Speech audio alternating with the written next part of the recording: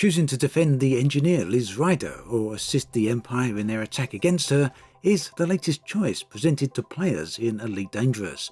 There's also a great reward on the table for this one in the shape of an engineered weapon.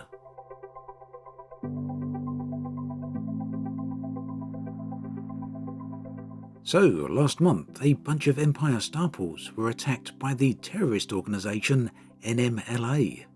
The Empire claimed to now have evidence suggesting that the engineer, Liz Ryder, provided the explosives to the extremist organisation, and as such, they want to take her into custody. This is a story presented in the latest community goal that started on Thursday. Now, I did want to get to this video a little earlier, but unfortunately, I was caught up with other things last week, so it was a fairly busy week, but we're here now with around 24 hours or so left on the community goal, which should hopefully give people enough time to jump in if they haven't heard about it just yet.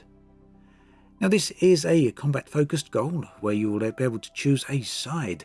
In short, it's a proxy war where the Empire are using the minor faction, Keltim Empire League, to fight on their behalf in an attempt to extract the engineer, Liz Ryder. Liz Ryder, meanwhile, denies involvement, and the Eurabia Blue Mafia are there to defend her.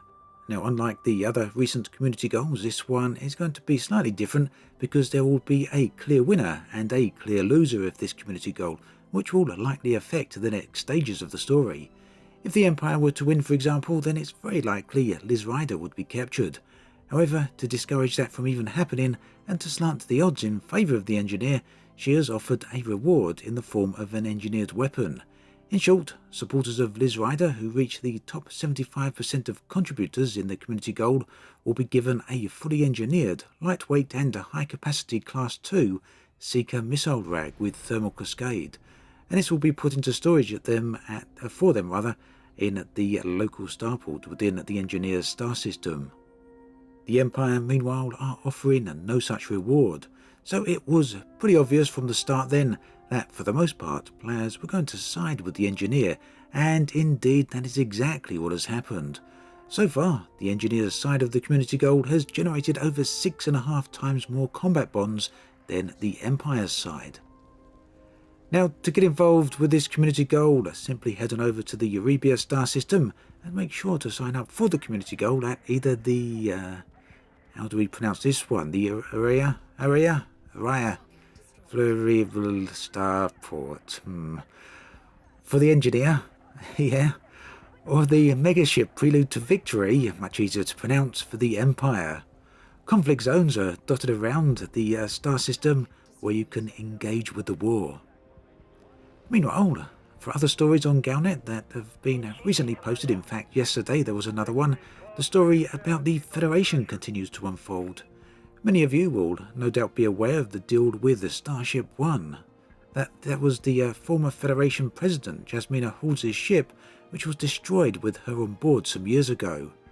More recently, information came to light that Starship One was sabotaged by a Federation Chief of Technician of the name Rory Webster. Galnet went on to state recently that his trial was halted after the technician decided to change his plea to one of guilty in exchange for clemency.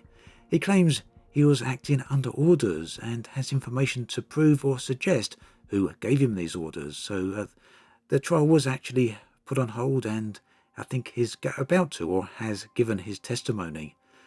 Now, some of you who have been around for a while may remember that back in 2015 and 2016, it was long suspected that either Felicia Winters or President Hudson were involved in the destruction of Starship One. After all, both of them had something to gain by that. Felicia Winters wanting to become the then stand-in president, and President Hudson obviously was the opposing party at the time. He did become president as a result of all of that. So whichever way the story does unfold, it's very likely that this will end in a spillover into the game in some type of event, possibly a community goal along the lines of the one we have right now, or hopefully just maybe something a little larger, which would be nice indeed, but I guess we'll have to wait and see what happens. Either way, it's certainly nice to have the background story elements back flowing in Elite again, along with the related community goals. And back on the subject of the current community goal, one thing's for certain is that a lot of people are about to get a weapons rack, that's for sure. As always, thanks for watching, and I'll catch you guys and girls next time.